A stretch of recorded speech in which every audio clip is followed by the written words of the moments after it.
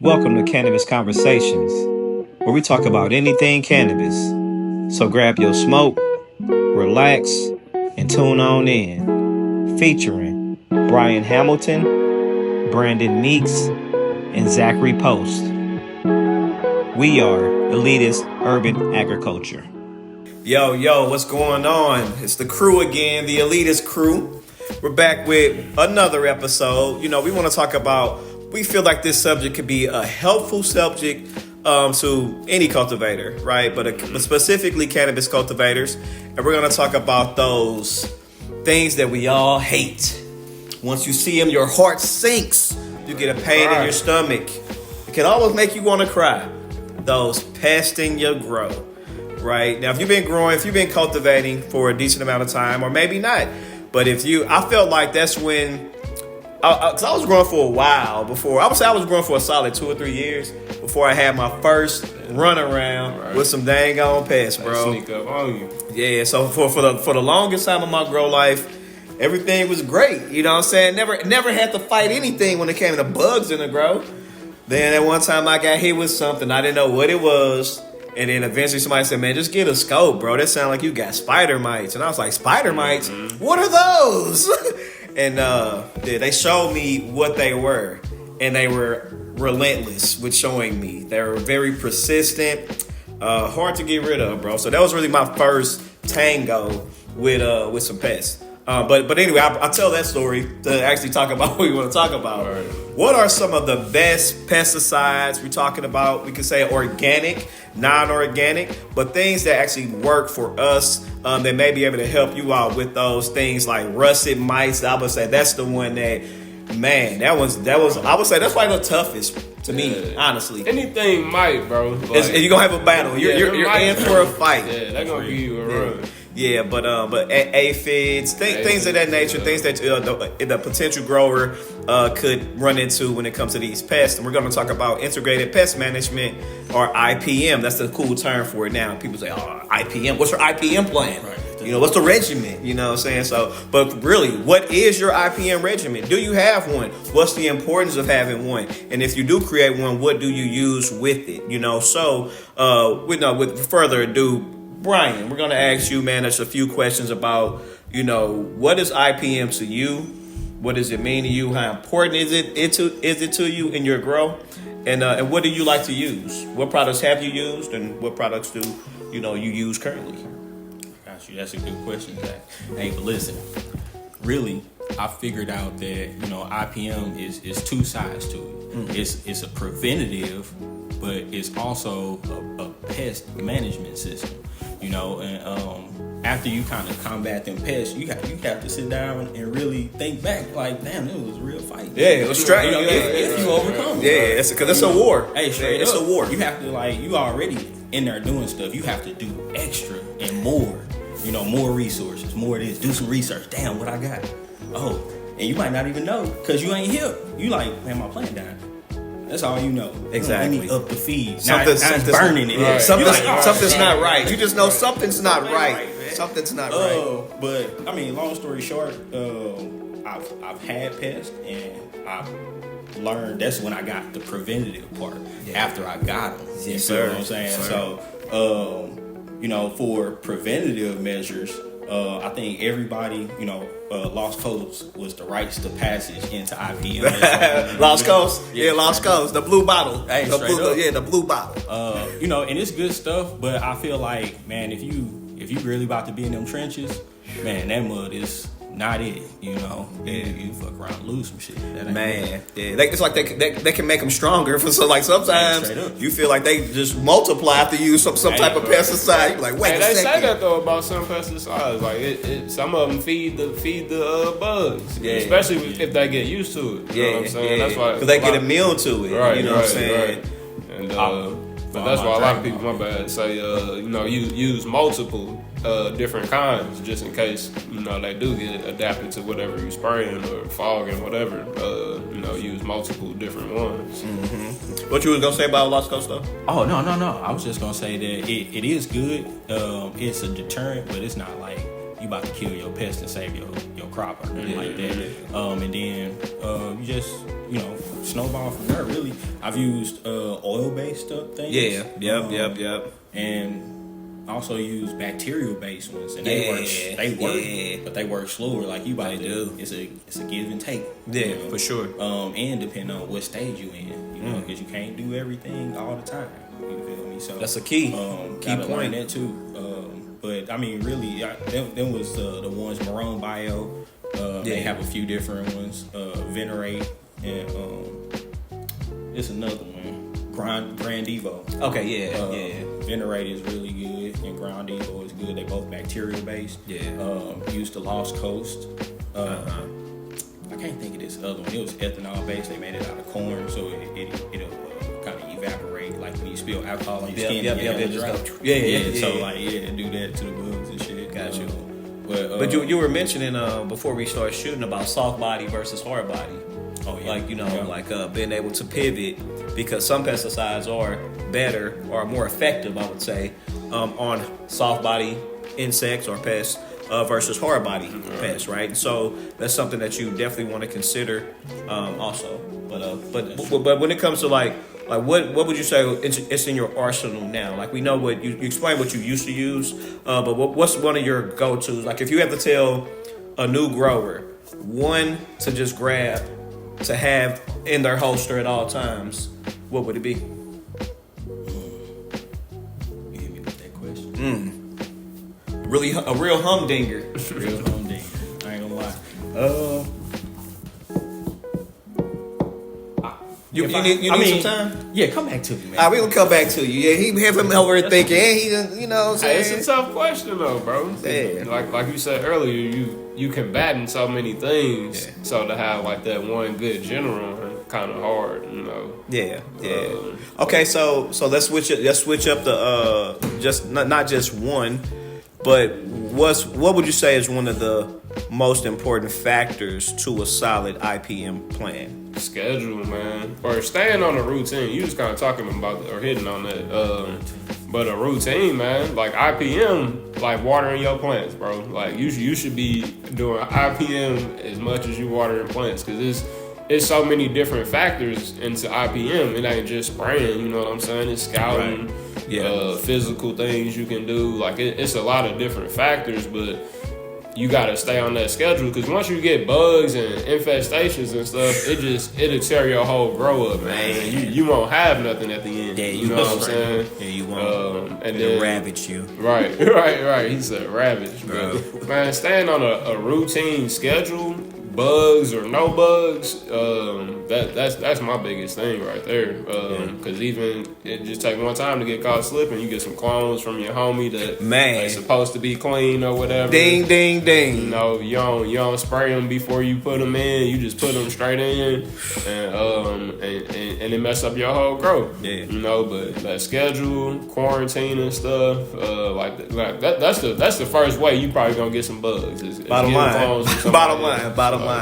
Yeah, I think everybody done been there at some point in time. And sometimes it just ain't worth it. But staying on the schedule, you can get clones from whoever. Right. And you got your 3-4 IPMs sprays that you're going with.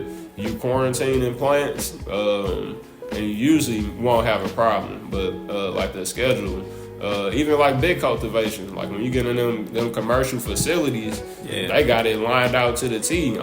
Monday we doing this, Tuesday we spraying this, Wednesday we drenching. You know what I'm saying? Like, it's just you got to keep them factors in mind, because you don't want to get to the flower. You know what I'm saying? And you got thrips and spider mites in your growth. It's a wrap, man. Like it's over with. Yeah, it's a wrap.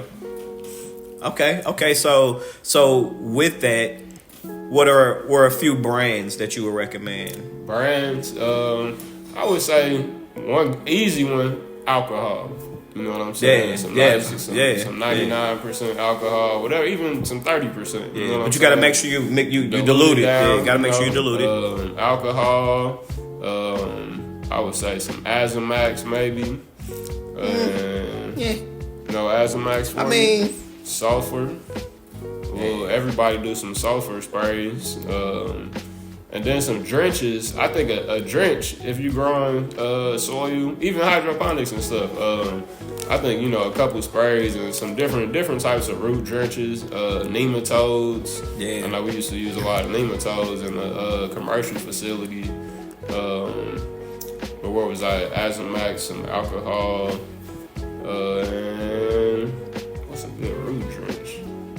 Green Clean. Green Clean. Yeah, I've used Green Clean. I Green put some Clean. fungus gnats. I Yeah. use it for some fungus gnats. It worked pretty good on fungus gnats. I would say for me is the easiest way to prevent pests is don't get clones. Don't get clones. I don't care what that person tell you they got. How dope it is. This is the breeder's cut. But guess what? The breeder cut can mean absolutely nothing if it's full of mites, bro. Who cares? Because now it's going to kill everything that I have in my tent. So I would say that's the number one to prevent pests. Don't accept any cuts from people. That's going to be the quickest and probably the most way. I would say 95% of people get pests is them dirty clones, man. Because you may be getting from somebody that they may not be hip, they might not even know. And they're just giving you a plant, right? And then, or they could know, and then just still give you the plant because you paid them. You're about to pay them $500 for it, right? You know what I'm saying? So it's like I would just say, try to get seeds if you can, and if you do have to get some clones from people, just really verify them. I would say before you even get them, bring your own scope them yourself, scout them yourself. Right, definitely get a microscope. And then it might be like a key right there, man. Even just having a microscope. Yeah, just having a microscope. So before you even get that clone, you take it in, scout those plants, and then I would say you kind of kind of reassure yourself. But I would say the pesticides that I do like, because I done had the battles, man, with russets, with spider mites, with aphids, with you name it, bro. I done had to battle with it. Caterpillars, it's wild. Like it's really wild, like what you have to go through to save these plants. And that's indoor and outdoor. So I don't want people in the comments going all wild about, caterpillars. How'd you get them in your indoor? Right. That's crazy. Like, no, but You never guess it. right, exactly. But I would say the brand that I would, not even brands, the products that I would say that I like to use. Pyganic. It's more of an organic based pyrithiums, right? Pyrithiums. So I like Pyganics. I do like sulfur. Good old sulfur. This stuff right here. You get you some of this, and this damn near fights anything that I've had to battle.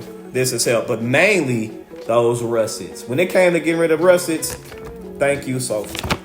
And that's legit. But none of that matters. These brands don't matter.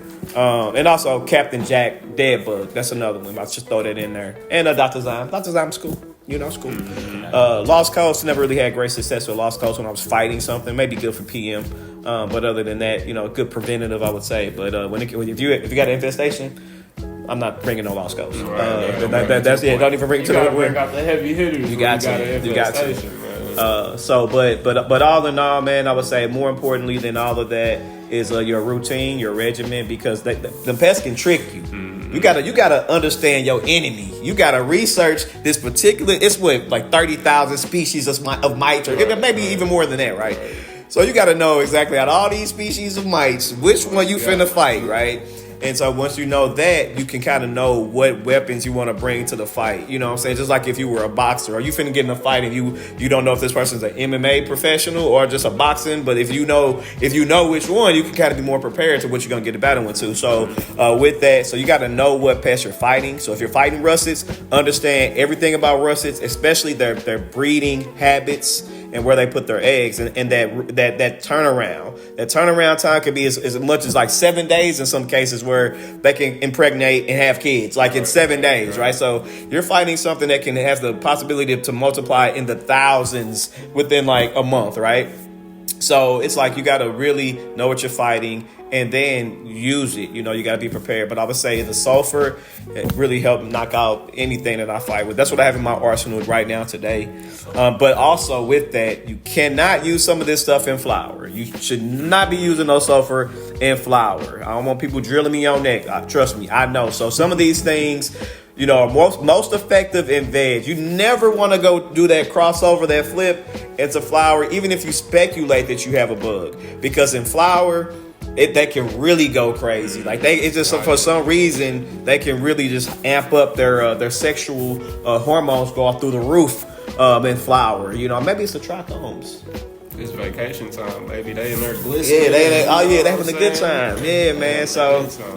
But I would say just know what you're using, know what you're fighting, then that'll help you pick what you need, and then really get yourself on a solid routine and stay on that routine, because you got to kill those adults and you got to kill those babies. You know what I'm saying? So you got to keep it going. Don't get caught slipping. We're man, they looking good. They looking cool. I think they gone. You ease up for like 2 weeks, and guess what? You got 10,000 more. Like it's like, whoa, this is wild. Where'd it come from?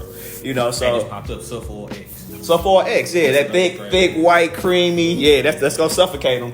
It's definitely gonna suffocate them, man. So I would say that's really what it is. But we wanted to put this video together because at any time you're gonna get hit with something, and you have to know how you're gonna fight that. And just with these, we have experience with these particular pesticides, and you know, I stand by the sulfur.